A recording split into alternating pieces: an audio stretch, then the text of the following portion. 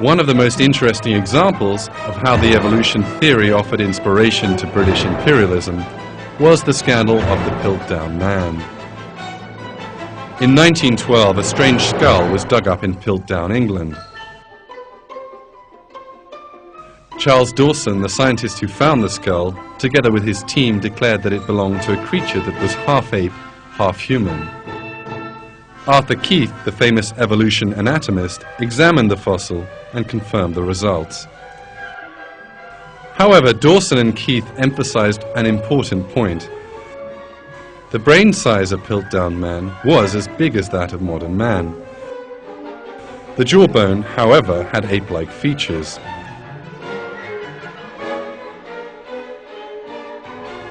Suddenly, the brain of Piltdown man became a source of great pride for the British.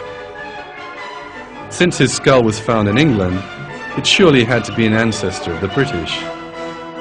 The great size of the brain was supposed to indicate that the British had evolved to a higher status than the other races, thus in effect confirming that the British mind was superior, which is why the discovery of Piltdown man aroused such great excitement in England. Newspapers ran headlines.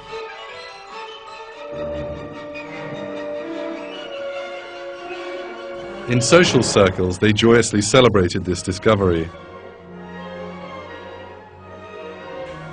The British government, for their part, honoured Arthur Keith with a knighthood as acknowledgement for his work on the Piltdown skull.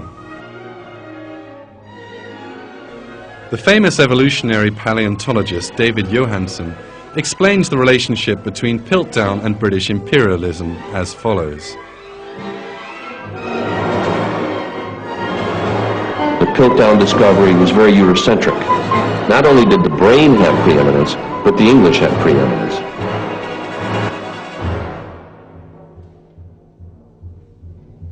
The inspiration the English derived from Piltdown man lasted for 40 years.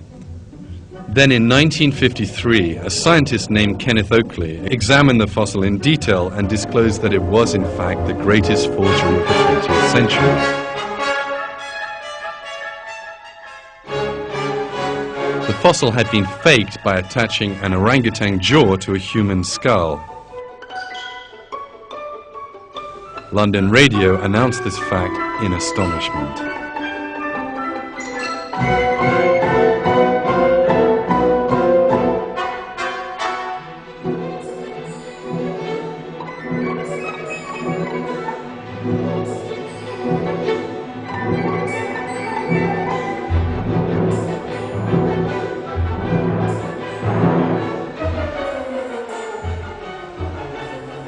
For the evolutionists, the Piltdown man scandal was only a beginning.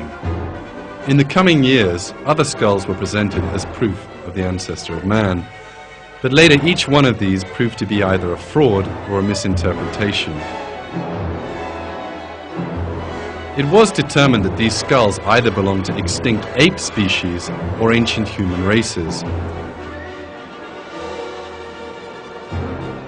Despite this fact, evolutionists went even further and dared to present fossils of chimpanzees, orangutans, and even pigs as ancestors of man.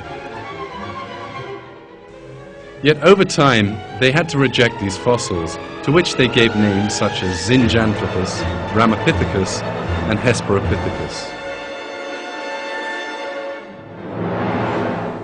The story of Piltdown man provides a symbolic indication of how British racism derived support from the theory of evolution.